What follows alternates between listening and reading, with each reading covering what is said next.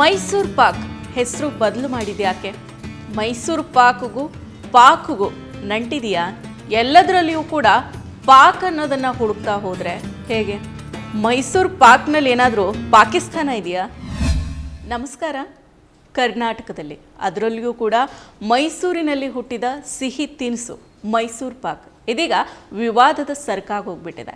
ಭಾರತ ಪಾಕ್ ಸಂಘರ್ಷದ ಬೆನ್ನಲ್ಲೇ ಜೈಪುರದ ಕೆಲವು ಸ್ವೀಟ್ ಅಂಗಡಿಗಳು ಮೈಸೂರು ಪಾಕ್ ಅನ್ನೋ ಹೆಸರಿನಿಂದ ಪಾಕ್ ಅನ್ನೋ ಪದವನ್ನು ತೆಗೆದು ಅದರ ಬದಲಿಗೆ ಮೈಸೂರು ಶ್ರೀ ಅಂತ ಮರುನಾಮಕರಣವನ್ನು ಮಾಡಿದ್ದಾವೆ.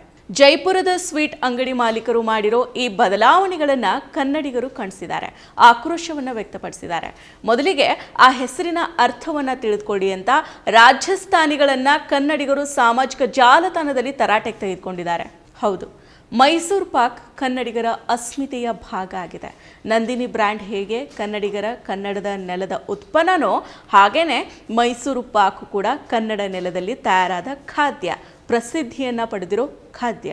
ಮೈಸೂರು ಪಾಕ್ ತಯಾರಾಗಿರೋದು ಮತ್ತು ಆ ಹೆಸರಿನ ಹಿಂದೆನೇ ಒಂದು ರೋಚಕ ಐತಿಹಾಸಿಕ ಕಥೆ ಇದೆ. ಮೈಸೂರು ಪಾಕ್ ಜನ್ಮ ತಾಳಿದ್ದು ಮೈಸೂರು ಅರಮನೆಯ ಪಾಕಶಾಲೆಯಲ್ಲಿ. 20ನೇ ಶತಮಾನದ ಆರಂಭದಲ್ಲಿ ಕಾಕಾಸುರ ಮಾಧಪ್ಪ ಅನ್ನೋರು ಮೈಸೂರು ಪಾಕನ್ನು ಮೊದಲು ತಯಾರು ಮಾಡಿದ್ರು.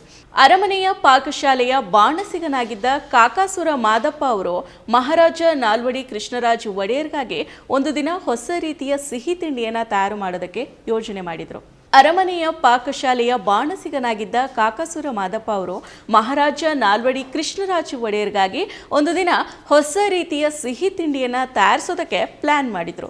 ಅವರು ಕಡಲೆ ಹಿಟ್ಟು, ತುಪ್ಪ, ಸಕ್ಕರೆ ಮತ್ತು ಏಲಕ್ಕಿಯನ್ನು ಬಳಸಿ ಒಂದು ಮಿಶ್ರಣವನ್ನು ತಯಾರು ಮಾಡಿದ್ರು. ಇದಕ್ಕೆ ಸಕ್ಕರೆ ಪಾಕದ ಜೊತೆಗೆ ಬೆರೆಸಿ ಮೃದುವಾದ ಕರಗುವಂತಹ ಸಿಹಿ ತಿಂಡಿಯನ್ನು ತಯಾರು ಮಾಡಿದ್ರು. ಈ ಹೊಸ ಸಿಹಿಯ ರುಚಿಯನ್ನು ಸವಿದ ನಾಲ್ವಡಿ ಕೃಷ್ಣರಾಜ ಒಡೆಯರ್ ಮಾದಪ್ಪ ಅವರನ್ನು ಬೆನ್ನು ತಟ್ಟಿ ಪ್ರಶಂಸೆ ಮಾಡಿದ್ರು. ಜೊತೆಗೆ ಈ ಹೊಸ ತಿಂಡಿಗೆ ಹೆಸರಿಡೋ ಸಂದರ್ಭ ಬಂದಾಗ ಒಡೆಯರ್ ಅವರು ಆ ತಿನಿಸು ಮೈಸೂರು ಅರಮನೆಯಲ್ಲಿ ತಯಾರಾಗಿದ್ದಕ್ಕೆ ಮೈಸೂರು ಮತ್ತು ಸಕ್ಕರೆ ನೀರಿನ ಮಿಶ್ರಣ ಆದ ಪಾಕದಿಂದ ತಯಾರು ಮಾಡಿದ್ದಕ್ಕೆ ಪಾಕ ಅನ್ನೋ ಈ ಎರಡೂ ಪದಗಳನ್ನು ಜೋಡಿಸಿ ಮೈಸೂರು ಪಾಕ್ ಅಂತ ಹೆಸರಿಟ್ರು. ಬಳಿಕ ಇದೇ ಹೆಸರು ಮತ್ತು ತಿನಿಸು ರಾಜ್ಯ, ರಾಷ್ಟ್ರ, ವಿದೇಶಗಳಿಗೂ ಕೂಡ ಹರಡಿತು. ಮೈಸೂರು ಪಾಕ್ ಕೇವಲ ಒಂದು ಸಿಹಿ ತಿಂಡಿ ಅಷ್ಟೇ ಅಲ್ಲ, ಇದು ಕರ್ನಾಟಕದ ಸಾಂಸ್ಕೃತಿಕ ಪರಂಪರೆಯ ಒಂದು ಭಾಗ ಆಗಿದೆ. ಮೈಸೂರು ಅರಮನೆಯ ಐತಿಹಾಸಿಕ ಮಹತ್ವದ ಜೊತೆಗೆ ಈ ಸಿಹಿ ಜೋಡಿಸಲ್ಪಟ್ಟಿದೆ. ಇದರ ಜನಪ್ರಿಯತೆ ಮೈಸೂರು ನಗರದ ಸಾಂಸ್ಕೃತಿಕ ಗುರುತನ್ನು ವಿಶ್ವದಾದ್ಯಂತ ಹರಡಿದೆ. ಇದನ್ನು ತಯಾರಿಸೋ ಕಲೆ ಕುಟುಂಬದಿಂದ ಕುಟುಂಬಕ್ಕೆ, ತಲೆಮಾರಿನಿಂದ ತಲೆಮಾರಿಗೆ ರವಾನೆ ಆಗಿದೆ. ಈ ಕಡೆ ಮೈಸೂರು ಪಾಕದು ಒಂದು ಕತೆ ಆದರೆ ಕರಾಚಿ ಬೇಕರಿಯದು ಮತ್ತೊಂದು ಕತೆನೇ. ಹೌದು, ಹೈದರಾಬಾದ್, ಬೆಂಗಳೂರು ಸೇರಿದಂತೆ ಹಲವೆಡೆ ಇರೋ ಕರಾಚಿ ಬೇಕರಿಯ ಹೆಸರನ್ನು ಮರುನಾಮಕರಣ ಮಾಡಬೇಕು ಅಂತ ಹಿಂದೂಪರ ಸಂಘಟನೆಗಳು ಆಗ್ರಹ ಮಾಡಿ ಬೇಕರಿಗಳ ಮೇಲೆ ದಾಳಿಯನ್ನು ಮಾಡಿದ್ರು. ಬಿಸ್ಕೆಟ್ ಪ್ರಿಯರ ಫೇವರೇಟ್ ಸ್ಪಾಟ್ ಆಗಿರೋ ಕರಾಚಿ ಬೇಕರಿಯ ಹೆಸರು ಬದಲಾವಣೆ ಆಗಬೇಕು ಅಂತ ಪಟ್ಟನ್ನು ಹಿಡಿದಿದ್ರು. ಇದು ಪಾಕಿಸ್ತಾನದಲ್ಲಿರೋ ಕರಾಚಿ ಅನ್ನೋ ನಗರದ ಹೆಸರಾಗಿದೆ. ಹಾಗಾಗಿ ಈ ಹೆಸರನ್ನು ಬದಲು ಮಾಡಬೇಕು, ಭಾರತದಲ್ಲಿ ಈ ಹೆಸರು ಇರಲೇಬಾರದು ಅಂತ ದಾಳಿಯನ್ನು ನಡೆಸಿದ್ರು. ನಿಜಕ್ಕೂ ಕರಾಚಿ ಅನ್ನೋದು ಅಚ್ಚ ಕನ್ನಡದ ಪದ. ಹಾಗೇನೆ ಈ ಬೇಕರಿಯೂ ಕೂಡ ಹಿಂದೂಗಳದೆ. ಕಂಚಂದ್ ರಮನಾನಿ ಅನ್ನೋ ಸಿಂಧಿ ಹಿಂದೂ ಕುಟುಂಬದವರು 1947ರಲ್ಲಿ ಈ ಬೇಕರಿಯನ್ನು ಸ್ಥಾಪನೆ ಮಾಡಿದ್ರು. ಭಾರತ ವಿಭಜನೆ ಆಗೋ ಸಂದರ್ಭದಲ್ಲಿ ಪಾಕಿಸ್ತಾನದ ಕರಾಚಿಯಿಂದ ಹೈದರಾಬಾದ್ಗೆ ವಲಸೆ ಬಂದಿದ್ದ ಈ ಕುಟುಂಬ ತಮ್ಮ ಕಸುಬಾಗಿರೋ ಬೇಕರಿ ತಿನಿಸುಗಳ ತಯಾರಿಕೆಯನ್ನು ಹೈದರಾಬಾದ್ನಲ್ಲಿ ಸ್ಥಾಪನೆ ಮಾಡಿದ್ರು. ಬೇಕರಿಯ ಹೆಸರನ್ನು ತಮ್ಮೂರಾದ ಕರಾಚಿಯ ನೆನಪಿಗಾಗಿ ಇಟ್ಟಿದ್ರು. ಇದನ್ನು ತಿಳಿಯದ ಕೆಲವರು ಮೂರ್ಖರಂತೆ ವರ್ತಿಸ್ತಾ ಇದ್ದಾರೆ. ಎಲ್ಲವನ್ನೂ ಕೂಡ ಪಾಕಿಸ್ತಾನ ಆ್ಯಂಗಲ್ಗೆ ಜೋಡಿಸಿ ನೋಡ್ತಾ ಇದ್ದಾರೆ. ಪಾಕ್ ಅಂದರೆ ಅದು ಪಾಕಿಸ್ತಾನ ಅಲ್ಲ, ಅದು ಸಕ್ಕರೆಯನ್ನು ಹದವಾಗಿ ಬೇಯಿಸಿ ತೆಗೆದಿದ್ದಕ್ಕೆ ಪಾಕ ಅಂತ ಕರೀತಾರೆ. ಇದು ಅಚ್ಚ ಕನ್ನಡದ ಪದ. ಎಲ್ಲದರಲ್ಲಿಯೂ ಕೂಡ ಧರ್ಮಾಂಧತೆಯನ್ನು ಹುಡುಕ್ತಾ ಇದ್ರೆ ಈ ರೀತಿಯ ಪರಿಸ್ಥಿತಿ ಬರುತ್ತೆ.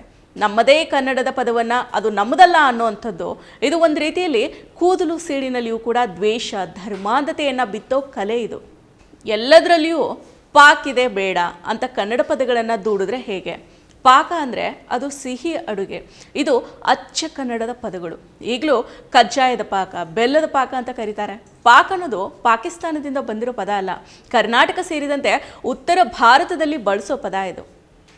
ಪಾಕ್ ಅನ್ನೋ ಪದ ಎಲ್ಲೆಲ್ಲಿ ಇರುತ್ತೋ ಅದನ್ನೆಲ್ಲ ಹುಡುಕಿ ಈ ರೀತಿ ಮಾಡಿದ್ರೆ ನಿಜಕ್ಕೂ ಇದಕ್ಕೆ ಬೆಲೆ ಇರುತ್ತಾ? ಅದ್ರ ಬದಲಿಗೆ ಭಾರತ ಒಟ್ಟಾರೆಯಾಗಿ ಅಭಿವೃದ್ಧಿ ಆಗೋದಕ್ಕೆ, ಭಾರತದಲ್ಲಿರೋ ಜಾತಿ ಅಸಮಾನತೆ ಹೋದರೆ ಆಗ ಭಾರತ ಉನ್ನತ ಹಂತಕ್ಕೆ ತಲುಪುತ್ತೆ. ಆ ಕೆಲಸ ಮಾಡೋ ಕೆಪಾಸಿಟಿ ಇಲ್ಲದೆ ಇರೋರು ಈ ರೀತಿಯ ಕೆಲಸವನ್ನು ಮಾಡ್ತಾ ಇದ್ದಾರೆ. ಭಾರತ ಪಾಕಿಸ್ತಾನದ ಉದ್ವಿಗ್ನತೆಯ ಸಂದರ್ಭದಲ್ಲಿ ಪಾಕಿಸ್ತಾನಕ್ಕೆ ಟರ್ಕಿ ಬೆಂಬಲವನ್ನು ಸೂಚಿಸಿದ ಬಳಿಕ ಟರ್ಕಿ ವಿರುದ್ಧ ಭಾರಿ ಆಕ್ರೋಶನ ವ್ಯಕ್ತ ಆಗ್ತಾ ಇತ್ತು. ಟರ್ಕಿಯನ್ನು ಬ್ಯಾನ್ ಕೂಡ ಮಾಡಿದರು.